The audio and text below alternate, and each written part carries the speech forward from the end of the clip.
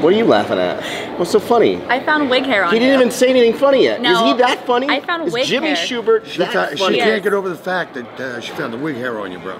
Was that a wig hair? I think so. What are you implying? I don't know. This is all natural. I'll tell you a fun fact about me. I threw it down. What? I don't know if you know this. I don't know if I should say it. I've said it on Action Junkeez before.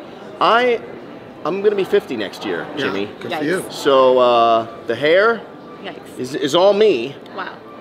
But on the top it's thin. Mm-hmm. That just happens. I sprinkle a little powder. Oh, do you do a little powder? I do a little topic powder. Oh, I've seen this. Did you know that fun fact? No. Dude, I cannot rub my hand. No, don't touch my head. You know, it's funny. I was actually in a liquor store in Denver. Yeah. And the guy had, he was bald. And he had, his head was painted black. Like, I'm going, you're not fooling anybody with that, bro. It looks like someone painted a fucking hair helmet on you. Poor guy. Yeah, well, what are you going to do? What are you going to do? He's trying at least, you know? Yeah. We'll give him that much. At least he's doing something. Right. Yeah, I'm thinking 2 years from now, if I make it that far, it's time that I just got to do the Joe Rogan. Do the shave? Yeah. No. Well, you know what the thing is. Actually, they say that bald guys are sexier and do better in life for some reason. Really? Yeah, some guys. It's better to be bald than have weird patches. Right. You don't want the patches. I'll give you that. I'll give you that. You don't walk around like a chemotherapy patient with a patches. Oh. Right. You know, it's okay. Right. Why don't you just shave it? Right. No comb over. None of that. No, no need for that. We walk around with Trump hair. No. Good God, no. No, thank you. Well, man, it's good to have you. And we got lucky. We got to go see our friend Russell Peters when he was here at the Palms. And you came on right before him and annihilated the crowd. Yeah. Yeah. Natalie and I being two of the people in that crowd. It was fun. I mean, I love Russell's audiences, the crowds. I mean, we just, after that, Russell had brought me to India, which was amazing. We did 5 or 6 shows in India, and we were in Pune and Ahmedabad and Hyderabad, and we were in Bombay for a couple of days, and it was just an amazing once-in-a-lifetime trip, and then we went to Kuwait, and then we flew back, and it was like, wow, it went by so fast, and it was so much fun to do. Now, when you're with him, are you flying all these places on private jet? Are you guys commercial? We flew commercially, first class and business class and stuff like that. I mean, you can't fly to India. I literally flew almost 24 straight hours to get to Pune, India. I mean, I went from Miami because I was down there doing a show. I went to Nepal, to Delhi, to Bhopal, to Pune, India, and it was like I literally got off the plane, went to the hotel. I had about 4 or 5 hours, and I had to go up in front of 6,000 people, never having performed in India before, not even knowing what I was going to do. I was just thinking about the funny stuff. He goes, "Oh, it's just like America." I go, "Yeah, except for the hamburger press bit. Didn't go over well because they don't eat hamburger over there, so they wouldn't even know what the fuck." No hamburger. No, it's funny because as soon as we flew out of India, we went to Kuwait, and the first thing we did, we set out for Shake Shack, some cheeseburgers and some chocolate shakes. Because I got to tell you, I don't know if curry is an Indian word meaning ass fire, because that shit. I said to the waiter, I said, "Do you have anything without spice in it?" He goes, "Water." We have water. I don't swear to God. But they also have peppered water. They even have spice in the water. I mean, I don't know how the people do it. I was not farting with a lot of confidence over in India. Let's put it that way.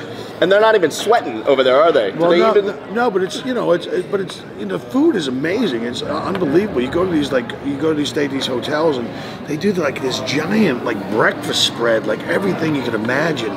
That yogurts and danishes and egg, and it's unbelievable. It's like a supermarket, except it's like a breakfast buffet. Right.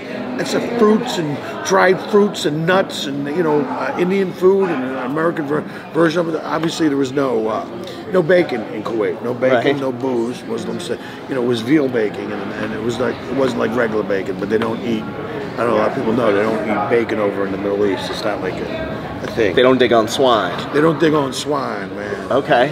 I have a friend of mine who's Muslim. His name is Muhammad. I like a rack of ribs. Now, he's a devout Muslim, except for the pork issue. He believes every man should have a barbecue. His name is Muhammad. I like a rack of ribs. I'm kidding. So, but they just don't eat swine. They don't dig on it. Man, I couldn't live without bacon. I need my bacon. No, but that's what I'm saying. It's little things. But were they able to follow you? you just kind of open your act up. You make it a little broader. I mean, I'm an Americanized comedian. I'm very specific. Right. And I think the more specific you can get, God's in the details. It makes it funnier. But over there, you just kind of like back off and don't be so specific. Just kind of open it up because, like I said, English isn't their first language, and stand-up comedy is something that's kind of new to them. I mean, here it's really kind of a uniquely American art form, like jazz music, and so it's not really something. But they've gotten hip to it. Like I've done China and Singapore. I've been all over the world. When you go to Singapore, you can get in trouble, like Lenny Bruce kind of trouble, and get locked up if you say anything about the people that run the country or whatever. It's like real. You have to be careful when you travel. You don't want to cause an international incident. You don't want to go over to Kuwait and go, I suggest if you guys move the eye hole and the burqa down over the girl's mouth, you'd all be a little bit happier. Get out of the country, you son of a bitch. How dare you? I go, hey, look. But I got to tell you, I'm surprised the burqa hasn't caught on in this country. As much time as men spend waiting for their fucking, I got my makeup, look, just throw the burqa on. We're going to fucking Chili's, all right? Just fucking take care of your eyebrows. Your guys' life way easier. Yes, and our life. I'm all about it. No, but that's what I'm saying. Just fucking trim the eyebrows. You throw the burqa on. When your eyebrows looking like an African caterpillar, trim them back a little bit, and you're good. But I was. Where are you from? My father's penis originally. But I grew up in Philadelphia. And then you moved to LA when you started doing stand-up, or did you start in Philly? No, I started in Philly. I actually, believe it or not, when I was 9, I started doing magic. And I was an accomplished professional magician by the time I was like 15, 16. And then like about 18 years old, I kind of like hung up the wand and retired the rabbit. And I just wanted to go to comedy clubs and get good. But I was able to get like performance chops. And it's funny, last year, I auditioned for the Magic Castle to become a magician member, and I passed. So we're kind of like getting back into that. It's kind of like I'm like a hardcore hobbyist, I would say. Really? Like a top-seeded amateur. Crazy card tricks? Well, I'm not going to demote myself from national touring headliner to doing Lil Lenny Horowitz's bar mitzvah. I'm not going to do that. You know what I mean? Your birthday's coming up. Maybe we can hire you.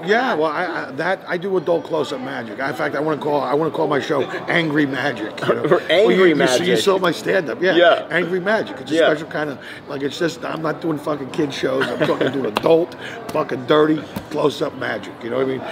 Like, because, conjuring is a gentle art. It's the gentle art of conjuring. And then I take it up. I'm a fucking bull in a china shop. Pick a card. Could you remember the fucking card? Or are you going to forget what the card is? Because what are we doing here, all right? Why even fucking do a magic trick for you people? So I would forget it. If you talk to me like that, like, what was it? No. For you people. Well, you see me do stand-up. Yeah. It's like my stand-up persona. Yeah. And now I have a deck of cards. But I think that's a great idea for a show. If you were doing like David Blaine level close-up stuff with that personality of the fucking. I'll tell you another thing. Those would be funny videos, actually. If you ever just randomly went out on the strip and you just did videos with that in that persona, would be hilarious. Yeah, it's just like Yeah, it would be. I'm working on it. All right. But that's funny because last night I was at Brad Garrett's and we did my show and we were hanging out with the staff and I did like 30-minute. I did like a 30-minute close-up show for like the people at the club. Really? Oh yeah, it was great. It was awesome. Because I like doing magic as much as I do, but I like kind of like small intimate gatherings. I'm not Had you gone a long time without doing magic? Like you said, you hung it up. Yeah, and you didn't do anything. I was always dabbling. I always liked it. I like the history of it. I like reading about it. I love, Robert Houdin and who Harry Houdini kind of took his name from. But it's like really one of the world's oldest art forms. I mean, you go back into ancient Egypt, the hieroglyphics of guys doing the cups and balls routine. That's how old the fucking cups and balls routine is. But I just love it's so. Fucking diabolical when you find out the method. That is so fucking diabolical. How could someone think of like that? That's what fascinates me about it. But it's all in presentation. It's all, and plus it's like one of those things. Like I don't lose my mind on the road because I'm always working on something. I'm always in the room working on something because you can only jerk off so much. Can I say that? Yes, of course. It's Vegas. You can say anything in Vegas. Because you know what I'm saying. Last time I squirted knee cartilage came out. I go, that can't be good. So I got to let me go. Okay, too much. All right, listen. No, but you and the visuals enough. That's what I do. I paint pictures with words. That's what I do. Sorry, but that's what I was talking about. Like, you know, it's. But yeah, I'm having a great time at Brad's this week. I love doing Brad's Club, and I also love doing Harry Basil's place. I saw that you guys had him on. Yeah. But Harry's room to me, it's like a gymnasium. Like I got 14 shows. If I'm working on stuff, like and I get like 20 or 30 minutes, I'm just trying to figure it out. I'll come here and just do it by 14 shows. By the time you're done, you got a brand new half-hour material. You know. Okay. Before we started rolling, you actually paid Harry some serious props just now. Before we started rolling, you said. Yeah, because I was a doorman at the Comedy Store. I used to watch Harry Basil, and like this, I mean, dude, I've never seen like an entire audience they were laughing so hard. You could see when you stood in the back of the room, they would have their bodies going like this, and he was making them laugh. And dude, it was great. There was music cues. He would bring people up, you know, all those movies and stuff they did, the Top Gun, and it was like he would do these costume changes, and it was amazing. I used to love watching. It was nothing but fun, and the audiences had a great time. I mean, he was a monster, man. Yeah, and that says a lot because you've seen them all. If you worked at the Comedy Store. Yeah. So he was, and now you know, obviously he's going on to direct and write, and you know, kind of and run the club up here. So yeah, it's. Yeah, it's amazing. I used to watch him and just be in awe. Like, you know, I never saw a whole audience like get this motion where they're laughing so hard you can just watch the waves of heads bobbing, you know. When you were at the Comedy Store working as a doorman, did you also do sets while you were, or was that your in to doing that? Yeah, that was Mitzi's kind of like the system. You would start there working a door, and then you got to watch some of the best comedians in the country. I mean, I watched Carlin and Pryor and Kinnison and Robin Williams and Andrew Dice Clay and Arsenio Hall and Gary Shandling and Jeff Cesario and Louis Anderson and just all these like world-class amazing comedians. And I would just sit there. I studied it like a science. I was trying to find the 8 things that all the great comics had in common. But you could also learn as much watching a bad comedian as you could watch a good comedian about what not to do. Some guys would come out, they would talk at an audience and they wouldn't talk to an audience. They would talk over their heads or down to them, and it would turn the audience off. But the really good guys were masterful. It was great to watch, and that's how I really learned how to do it. I mean, you're watching a guy named Carl LeBeau, who was an amazing comedian. I wound up touring with Sam Kinison. So it was me, Carl, and Carl really kind of took me under his wing. And we were doing like 5,000 seats. And like, how do you make 5,000 seats intimate?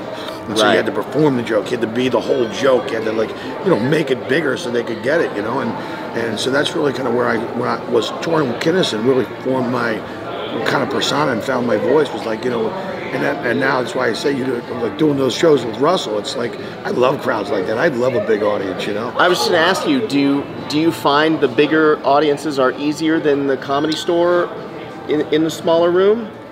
You know, no. You know, stand-up is kind of an intimate art form. As when you do those bigger rooms, though, I mean, you know, you do have to think about those things because you know, when you go through like a 200-seat comedy club, like doing 6,000 people in Penang, India, it's like, hey, I'm gonna make a few adjustments here. You know, calling audibles in your head.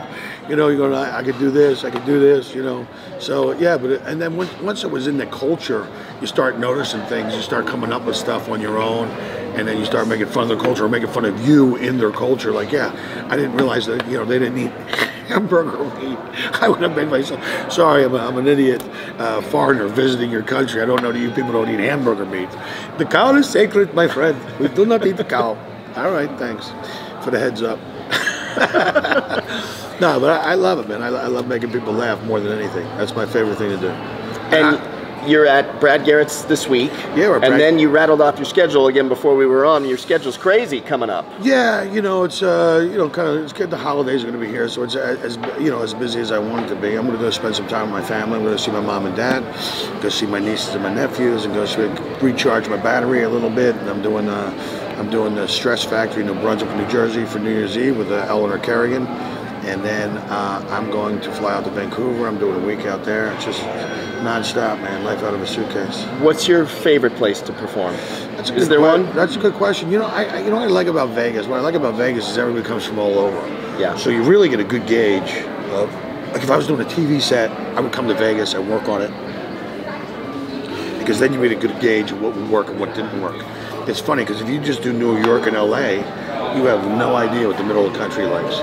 And I'm all about, if it's funny here, it should be funny here, it should be funny here. It should be really universal. I think, you know, like stand-up, like music, should be accessible to everybody. I think you should be able to, and I know a lot of people don't, but I always kind of like, if you do a national audience, it should be accessible to everybody. It should be geographical or regional, even though you could probably do some jokes about that. But I think yeah, it's a universal language. I think, you know, you want everybody to laugh. You know, you don't want people sitting there staring at you like they hadn't had a good shit in a month. You know? It's a terrible feeling. Yeah, it's horrible. It's horrible. On both ends of the spectrum. Right? Yeah, it's horrible too. So yeah, but yeah. So and then we'll see what happens next year. I got a movie coming out that I did with this great director named Michael Maxis. It's called Puppy Love, but it's with Hopper Penn and Michael Madsen, and Wayne Newton's in it, wearing a wife beater and cowboy sarong for the UFC. Oh, nice. It's like this movie I did called Go. It has this kind of great feeling about it. But so he's already had 6 offers on it, so they're just locking picture. Let's lock picture. They're doing sound, and then we'll get a release. I'd like to do more of that though, probably. Yeah. So, like, as I get older, the traveling is. It used to be fun. Right. Now people got to bring fucking cats on the airplane. Therapy cats? Therapy cats, yeah. The fucking therapy cats. You know, it's you know, they charge you for everything. Like, all right, people, let's go gas money. I said, what? Fucking gas money?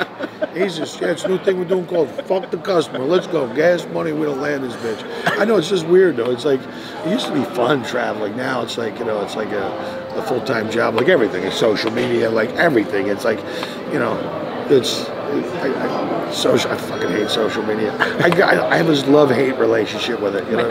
I'm with him. You too. Yeah. No, but you got. Remember, and I messaged you. I'm like, my soul is dead. Yeah. But you have to do enough of it to stay relevant because you're in the entertainment industry. Yeah. It's like I was doing this thing the other day. Like, you know, today on the Jimmy Shubert show, I'm going to swallow a little camera. You guys are going to take a ride through my lower GI, and whoever guesses the right amount of polyps on my colon gets 2 free tickets to my next show. I mean, it's like, well, how much? It's actually a great giveaway. Yeah, it is. Yeah. It's a great giveaway. We'll do it next week. But I mean, nobody wants to ride through my fucking colon. Right. You'll be surprised. License plates, and old tires. What'd you eat? A shark? What's wrong? No, but yeah, just kind of. It's like, how much information do you really want to know about something? Right. Like, I don't even. It's like all this stuff. What are my pronouns? I don't even give a fuck what your pronouns are. I grew up in Philly, an Italian neighborhood. Our program was you and use. You and use. There's your pronouns. I don't know what to.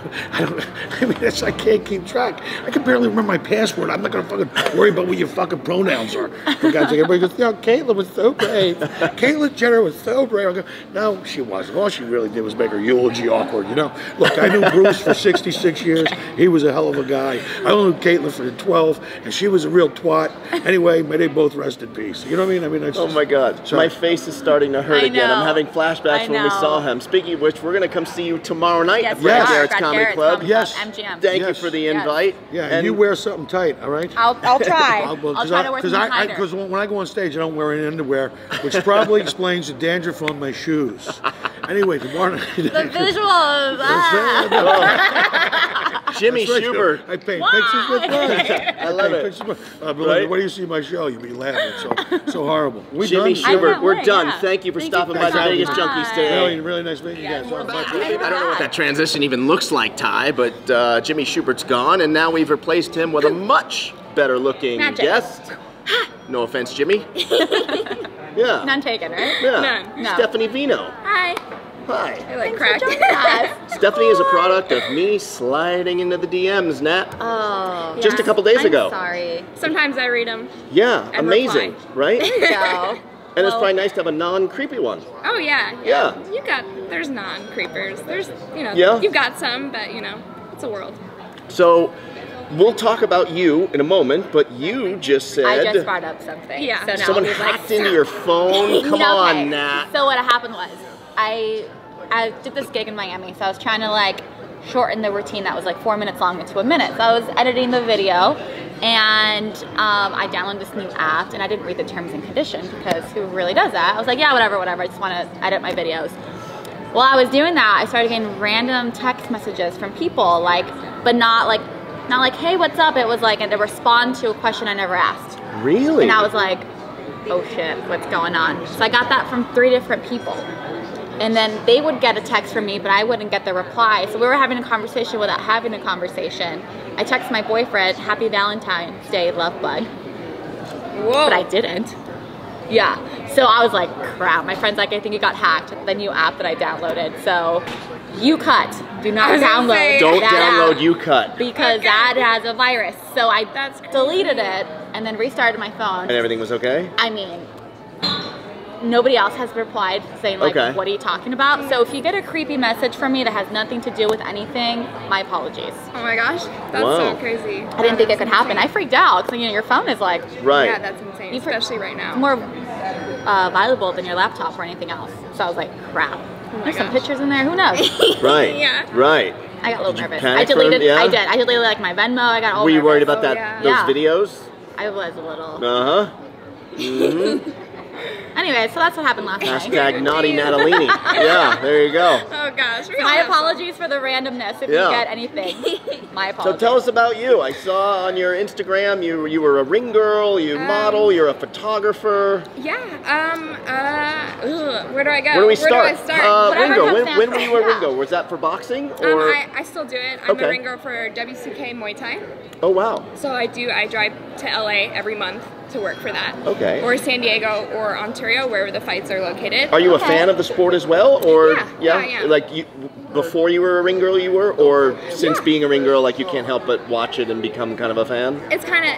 It kind of happened like that, but yeah, especially once you experience it and you're up close, you're like, holy shit, can you curse on here? Yeah, sure. Holy shit. Yeah. Like, it's like really like. And Muay Thai is intense. Like it's because it's a lot of elbows close in, and it's full. And those guys kick like they rotate the hips like it's nobody's business. Yeah. I saw someone take someone out with an elbow. Oh my gosh, yeah. Every time I go, every month there's something crazy that goes down. Really? But it's it's fun. No, yeah, for sure. Now, is it nerve-wracking to be the ring girl? Because it's like all eyes on you, holding up the car. Like it kind of feels like awkward, or no? Or no, once you do it, I've done it for 3 years now. Okay. So it's just kind of like, going up again for the 20th time. No, that's like it just kind of gets to that point. But I love it. And you've built up a nice following on Instagram. You got like 200,000 something, 270 or something, 270,000 followers. It took me a year. It all started because... It took me a year. Okay, just so you know, I've been on Instagram 5 years. I'm creeping up on 2,700. So yeah, that's just what am I doing? Yeah. I keep losing followers. Oh no, no. It's you just have to be consistent and post every day. It all started because I wanted to be a Victoria's Secret model, but I am very short. How tall are you? I'm 5'3". Oh, 5'3". Wait, what are you? I'm 5'4". Oh, you're the tall one. So you're 5'4", you're 5'3", and then my girlfriend back here, the pint-sized warrior. Let's start our own. Whatever. For real. Let's start our own agency. Yeah. The one behind you can't see her right now, but you guys have seen. She claims 5 feet. It's 4'11" and a half. Yeah. But we're the good ones. Yeah, for sure. Ones. So it started like that, and so I was like, I'm just gonna build my Instagram up, and they're not gonna be able to tell me no. Exactly. So I've been doing that ever since, and working my butt off. Ambitious. I love it. Maybe you should start like hashtag Short Lives Matter. You know? Short secret models. For real. Yeah. How tall do they have to be? Like 5'7"? You can't even send in your application without being like, I think it's 5'10". Yeah. Yeah, I was gonna say 5'10", way taller than 5'7". Like, really? It sucks. They don't even like look at you, and especially in this generation. Like they're Amazons. My goodness. Which and you'd think like now they're even doing like plus size models, Victoria's Secret. Like you could almost argue like it's the same discrimination, really. So come on, guys, like what's going on? Women who wear lingerie are not 5'10". They're nuggets like us. Right. And it's mostly, we don't have to do runway. We could do the magazine part. Right. Right. There's other things we could do. Exactly. Yeah. And it's funny. I don't know where that came from because, just like as a guy, like guys don't care. Like hot is hot. They don't really care if you're 5'10", 5'8". It's not like guys like, oh, she'd be a great model, but she's only 5'6". Like the clothing just looks better. I will admit, on taller girls. If I wear the same thing, it just doesn't look the same. The way the designer designs it. Yeah. Got it. But even lingerie? Even lingerie. Really? There's something that would just look better. It's different. You gotta have a long torso. On the runway. On the runway, but not in Got person. it. On the person, Right. we'd look bomb. So let's just, keep it real. All right. Are you from Vegas? I was born in New York and then grew up here. Born where? In New York. Oh wow. Yeah. Okay. I don't no accent. I don't even hear it. Yeah, it's I moved when I was 4. Okay. So where upstate? Goshen. Is that near Monroe. Binghamton? No. Yeah, I don't know. Wrong way? Okay. Yeah, so I don't know. Up towards Monroe or like Woodstock. Okay. Where it was like up there. Aww. And then what made you move here? Why here? My parents. They owned a business, and so they kind of had it like in all the casinos, and one of those kiosks, the little ones. Got it. So they sold that in 2007 and did other things, and then and that's how it all started. And, Are the parents still in Vegas? Okay. Yeah. You like it? Yeah. I moved to LA when I was 19, and so wow. they didn't want me to be an actress or a model, so I ended up waking them up in the middle of the night and saying bye, and like leaving. Wow. And I think that's the craziest thing like I've done. And Wait, I had like what? $160 on me, and I was just killing it. And that's when I got the tattoo on my back that says it's kind of fun to do the impossible, because when you put yourself in those positions, like you can really do anything. And so like. Yeah, and wait a minute. Back she up. says it's so casual. Yeah, wait. That's like my favorite Walk thing me to through say. this. It's crazy to me. You're at your parents' house. You're 19. Yeah. Literally the middle of the night. Yeah, I packed my friend's car up and I left. I told them a couple weeks before that I wanted to like move to LA, and they're kind of like just strong Italians, they kind of said like all the reality to it, but I'm an optimist, so I didn't see that. Like I was like, I'm at ground zero here, I can be at ground zero there and chase my dreams. The way it goes up. Yeah, why not? Like, so I ended up just waking them up and saying bye, and it was really hard, but I'll never forget that drive. It was like 6 a.m. and it was I'm like crying. bawling your eyes out? Like, no, I bet. It was That's definitely scary, life-changing, and you want their approval, obviously. You don't want to have friction with mom and dad. Oh, yeah. And how are they now? Now they're like, they love it, they're impressed, they can't believe it. They're grown on it. Like, I do other things now, like, because I want to do Victoria's Secret, and, like, we're strong Catholic. I went to Catholic school, so, but they're just proud of who I am and, like, what I'm doing. I'm also writing a TV show, so I think they're really proud on that moment right now. So, what's the TV show about? Your life kind of thing? No. I grew up in a thing called geocaching, where it's like secret treasure hunting. So it's actually a show about treasure hunting. Really? Yeah. I am so into like treasure hunting, and so it's actually a whole show about a guy that hid treasure in the Rocky Mountains, and we go out to find it. Yeah. They have them hikes too, right? Like I went to Zion and did the Angel's Landing, and they have little like codes and stuff where you can go up on the trail and there's treasures everywhere. That's it. I've never heard of that part. I was like, well, I'm gonna be looking at that one. So, look at that one, Angel's Landing. I don't know the guy's name. I got to get it from my buddy Stryker. Stryker, if you're watching, who's your treasure hunter friend that actually found, like, I want to say, like $100 million like, at the bottom of the ocean or something. Am I Stryker? Are you watching? I need the info. Real talk, I'll have to. We have to do part 2 now. So this is the way we get you back. Yeah, this is the way, because we have to piggyback. Because I need your help to get to 3,000 followers. Oh, sure, I'm not greedy, Steph. I'm just trying to get to 3,000. I'm sure we can get you there. That's my milestone. Oh my God, no worries. Yeah, you do that in 20 minutes. I'll just keep leaving you little things about me. So treasure hunting. How did this happen? You're very interesting. Thank you. We weren't a wealthy family, so my parents looked at things to do that weren't expensive, and there's a thing called geocaching, and it's literally it's the hugest treasure hunt game in the world. They're literally all over, and there's 3 million hidden, and you just get on your phone. Now there's an app. It used to be totally different. You had a GPS and you'd go around and you... With the metal detector thing? No, you don't need a metal detector. You know what I'm talking about? That thing at the beach I always see people? No? They're always at the beach? No, I grew up in Orange County, so we... Okay. Yes. That sounds fun, but this one, you use a GPS and it gives you the coordinates, and then they give you a hint, and then it's like, don't look under a rock, but it's usually maybe a pine cone in a tree. And like, the people that don't know about geocaching, we actually call you muggles. We did steal that from Harry Potter. But like, so most of the time, they're in light posts, and you just lift up the light post and it's an Altoid cans magnetized to the thing. Sometimes there's treasure in it if you have to put something in to get something out or whatever. But it's definitely for kids and like family. I do it now. I do it like once a week just to like keep Here in going. Vegas? Yeah. Oh yeah. Like where do you go? Is there a lot in Vegas? Oh my God, I think there's about 3,000 in Vegas. They're everywhere. 3,000 different little And like, what would the treasure be? Like, what would it? You know, it's what people decide to put in. It could be coins, it could be a gift card, it could be little knickknacks. It could be like one of your Starbucks gift cards. Yeah, I mean, that would be awesome. I haven't found anything like that. You have to leave something. And where, like, literally, so it'll be like T-Mobile Arena in a potted plant near the box office or something like that. Something close to that. It gives you the coordinates, and then you follow the GPS to that spot, and then you just have to look. But you have to be. It's like Pokemon Go, but on steroids with real tangible stuff. The original. It's the original because it was when I was younger. I'm 26 now, so definitely when I was like 10. You know? I'm just curious, like, how do you know if people left something or didn't leave something? Do you like? I guess it's all in the honor code. Okay. Yeah. Scouts honor type of thing. Got it. You can tell, like, you can't leave anything in like the Altoids ones. It's just who can ever get to that one first. Okay. And me and my family, we found about 476. That's amazing. So that's where I go into my TV show and how, like, it's just like. And you have to leave something to get something. Yeah. And that always has to be like, how do you do it, like, with equal value, or it's not? Because you don't know what you're going to be getting, right? Treasure, I guess. Yeah, and is it on the honor system? Yeah. Got it. Yeah, it's definitely on the honor. I was like, literally, just a second ago. You just said that? Yeah. Did I miss that? I'm still in my head. I'm so confused by this. Pokemon? Yeah, I'm still the original. Like, I'm in shock over this. Like, this is not what I was expecting. Look it up. It's a free app.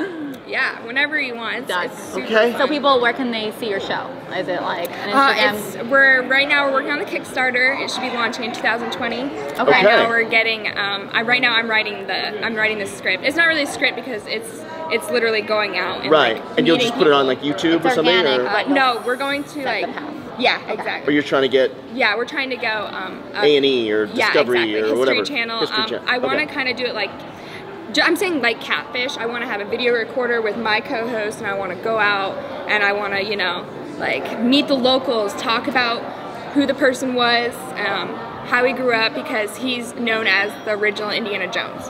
So it's kind of like getting to know him, and I feel like his whole thing is I want people to see nature. So like I want a whole bunch of scenes where just showing like just the world, and like that's why another thing why I became a photographer is to show nature. And I know I shoot myself, but that's building myself up too. But like nature is just awesome. I can go on a second. I'm like, I want to hang out with her. Yeah, I know.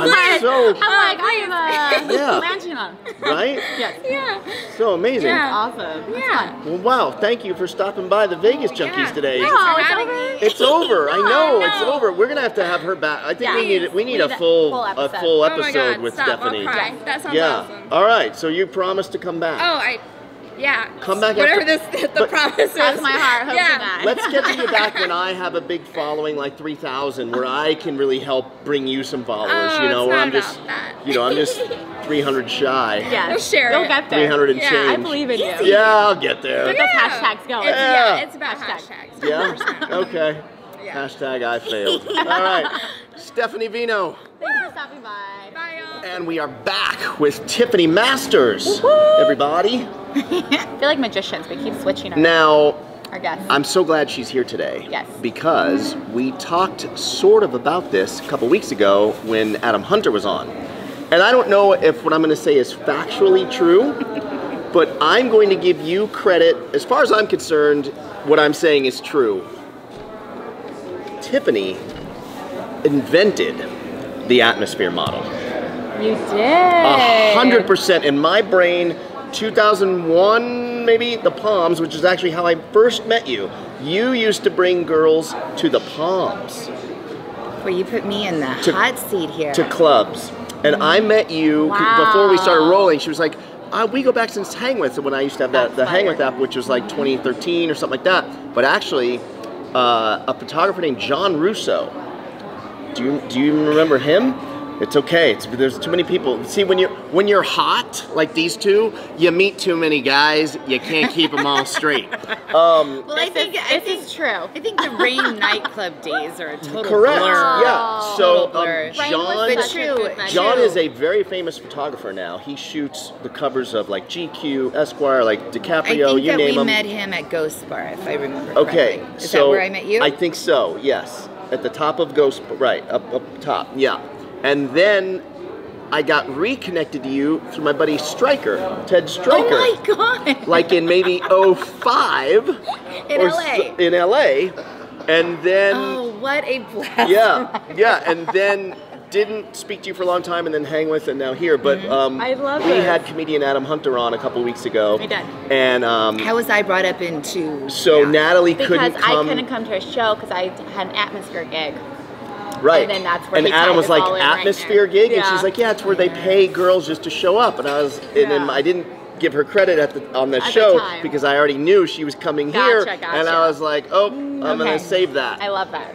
Thanks for sharing. Creator Love of it. the Atmosphere Girl. And No, that, I it really was think tough. that's true. It was really tough for me because going back in those times, if you were seen with a bunch of girls, because I was a female, they said that I was a madam. Right. Yeah. You were Heidi So Fleiss. right, which was the big thing, 1999 and all that. That was the big, she was the cool thing. Right. And AVN was really big back then when porn stars were porn stars. And so when I was out, they just assumed I'm a madam because I had all these girls.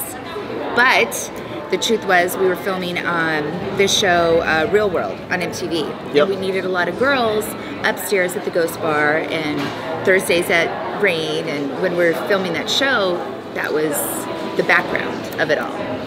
So, but I'm like, if they're working girls, they should be up in a hotel room, not sitting here drinking my free bottles. Right. Makes sense. Yeah. But you've turned that into really a pretty lucrative. 20 years later, it's a very powerful thing. Any venue, restaurant, any business's image. There you go. You are who you hang with, and How about when that? you have that type of atmosphere, it creates a great thing to go to. So. Is it hard getting? I don't think people realize it's not the easiest thing, probably even for you, to wrangle all of the girls to show up at the same place. Now maybe you've got it down to a science because you've been doing it for so long. I hire wranglers. Okay, but it's hard, right? It's not easy. It's It's easier said than done. It's like you're herding cats. It is. It's really hard. Yeah. And I, at the Hard Rock, I think when we had Rehab, the show, that was the hardest. And I was very, very hardcore running the girls at the time. If they have a broken nail, if the spray tan is on the bed of the day bed, you're out. Like You're cutthroat. Yeah. But we have to be though, because that's the image. Right. Yeah, it makes sense. It makes perfect sense. And so what are you working on currently? What's going on in your world now? I still have atmosphere models, but it's not like that. I throw events and I incorporate like bucket list activities. For 7 years, I've had a bucket list company helping others achieve their dreams and their wish list. Most of the time, and you knew me best when I had my relationship shows. Right. And I found one thing that they all had in common was everyone was looking for that bucket list partner in crime. Whether it be somebody to get off the couch with and leave the husband at home and go do stuff with, or finding that mate to go and do things with. So it's great. I'm now throwing events and incorporating everything from a great atmosphere. I'm booking DJs, models, and creating great events like here at Trago. It's my new spot to be, where we've done like a black and white party. Yep. Where everyone wears, the colors black and white. We've done a Mad Patter party. And the next one that I'm really focusing on is the night before Thanksgiving. It'll be my 12th anniversary throwing the Wednesday before Thanksgiving. And we support Gobble Gobble Give, the local charity. So this is bringing our community in together and providing a bucket list to those that are in need, like a hot meal, new clothes, toiletries. And the Wednesday night before, we're actually offering a complimentary cocktail here at Trago when you bring in some nice used clothing, not like unmatched socks or whatever, but I guess don't everyone's bring ratty trash shirts with holes in it, guys. Stuff you just don't wear anymore. Yeah. Like we've got some suits that we're donating, to help people get a job, That's nice. and great. some coats and some bedding and children's clothes. We have one of the largest population of homeless teenagers in Vegas. So, but anyway, and That's also crazy. food. And I'm supporting the charity called Gobble Gobble Give. That is the next morning in downtown Vegas. And it's become a tradition where we all get together, we have a drink, we meet each other's families, we drop off the donations, then I've got my volunteers where we load up our trucks, and the next morning we drop it off downtown, and they have hundreds of volunteers down there serving food to the homeless and to us. That's great. So bring an extra pumpkin pie or even a turkey, anything you've got, extra side dish, and drop it off here or meet us down at Gobble Gobble Give. That's sweet. And you've been doing that how many years?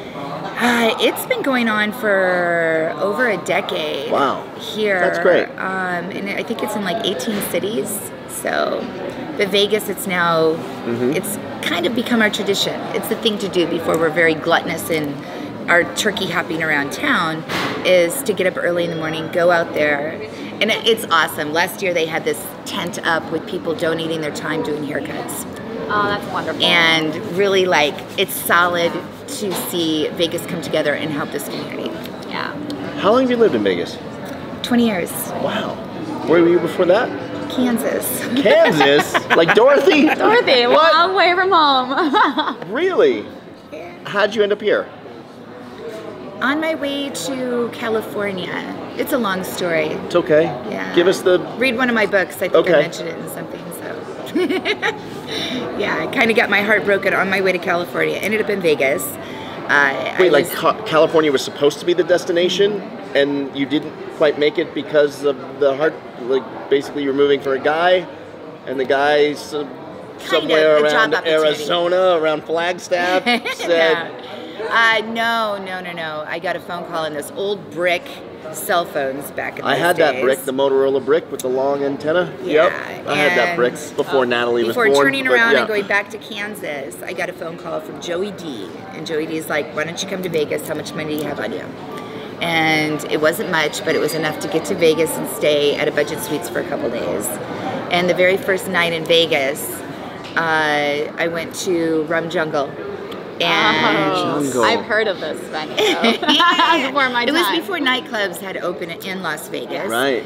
And I was in the nightlife scene that night, and a security guard came up to me and shook my hand and said, somebody wants to meet you. And it was the night of a De La Hoya fight.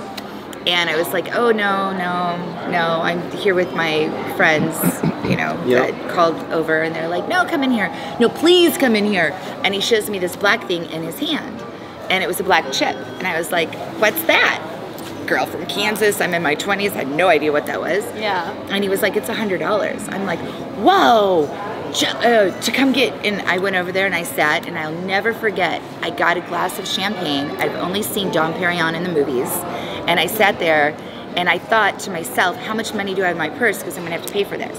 And I sipped on it all night until they were like spraying it around, and then, and he was like putting more in there. And at the end of the night, the guys took a $500 chip, dropped it into my purse, and I, once again, didn't know what that little red thing was, and we went to a buffet at Mandalay Bay, and I said, well, if it's that easy, once again, atmosphere. I was just going to say, you actually invented the atmosphere goes by being the first paid atmosphere. This is the first girl ever paid for being an atmosphere model. I mean, we don't on the make Vegas that Junkeez these show. days, Wow. I never thought of it that way, and that was like in 1999, so... And that paid for my little hotel room for a while, and I was a journalist, and I wrote online, and I started writing about my life living in Las Vegas, and it paid the bills to where I just refused to be, a dancer or this or that, and ended up 20 years later really making it. And I think it had to do with the discovery of opening the first nightclubs in Vegas. And I've been there from the very beginning, and now I'm working on a new project with how Vegas began and how it's taken its fall in nightlife. That's a great story. It's crumbling. But that's what I moved here for, and it's so passionate to think of what you put in the universe really does come true. And I did. I told my mom I'm moving to Vegas, this is what I've never forget that.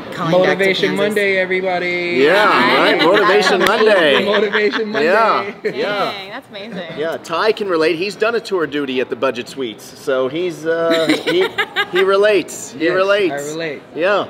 I tuned right in. That's one of the things I've always admired about you is in a town that there's I don't want to say a stigma, but you know, there's a perception maybe sometimes of like girls that look like this, especially when you're a woman, make money a certain way and only a certain way, and it's just not true, you know. And you're always been very entrepreneurial and a hustler in a good way. You know, like of just, you know, entrepreneur and just figuring it out and repackaging and reinventing yourself, and it's very important to keep your brand while you're reinventing. You know, God rest his soul, but Robin Leach taught me that. You know, my best friend of 19 years there. So that's it's an amazing city to make any opportunity happen. Unfortunately, when I moved here, there weren't a lot of women. You'd never see a girl standing outside the velvet ropes of a nightclub. I think that Jessica was the first female bartender at Club Utopia. And now, like we're here at Chago, it's all female. And which isn't very fair. I've got 4 sons, trying to help them, like, they only hire girls, but you know. Right. Anything can happen in this city. I love it. Dreams do come true. No, that was amazing. Yes. Well, thank you for stopping by with us Thank you today. for This was a having lot of me. fun. So, And, don't also, forget, it's the Wednesday, November 22nd. Yes. Please bring a perishable or non-perishable in here, because we can give it to the homeless and celebrate and meet all of us. Clothing, everything. Absolutely. Clothing, and also, food. I should say that it looks like your posse is also here on Sundays for football, or Monday night football. We support, you never know when we're going to pop in. We've got the model dinners on Mondays. Here we've got Monday Night Football. We usually grab the little couches over there. Las Vegas Bucket List is very involved with supporting a lot here, where we'll do some open bar bracelets. I've got a salsa night coming up. I have... You're a dancer. Really? She's a dancer. Yeah. Love. Yeah. Yeah. Yeah, and the rodeo is going to be here. So I'm going to bring back, once again, always reinventing myself, we're going to do a country night here. Okay. Oh yeah. So- There's not a lot in Vegas. It's like specific venues, but there's not a lot of country. I'm gonna go buy Right. some Wranglers and a hat. I like it. and, Well, we've got bikinis and boots. Maybe I'll hire you as Yeah. our atmosphere model. Maybe. There you There go. you go. There you go. Come in and see you. I love it. Yeah. All right. You can go to TiffanyMasters.com to sign up for more information. It's like our newsletter, and we'll send out what we're doing on these dates and all the free gifts we've got. Especially, I do a lot with Aerosmith now. I'm sure you've seen Yeah, that. yeah. Taking a lot of people to make their bucket list Some of the come best true there. photos of Steven Tyler I've seen from your camera, right at the bottom of the stage, front row. That's Okay, coming now from it's all her. coming together. Yeah. He's mentioned you multiple times. Yeah. Yeah. Okay. Yeah. You need to Love go. it. Yeah, definitely. Well, All thanks right. for having me. Yeah. Thank thanks you. for coming. We'll see you guys next week.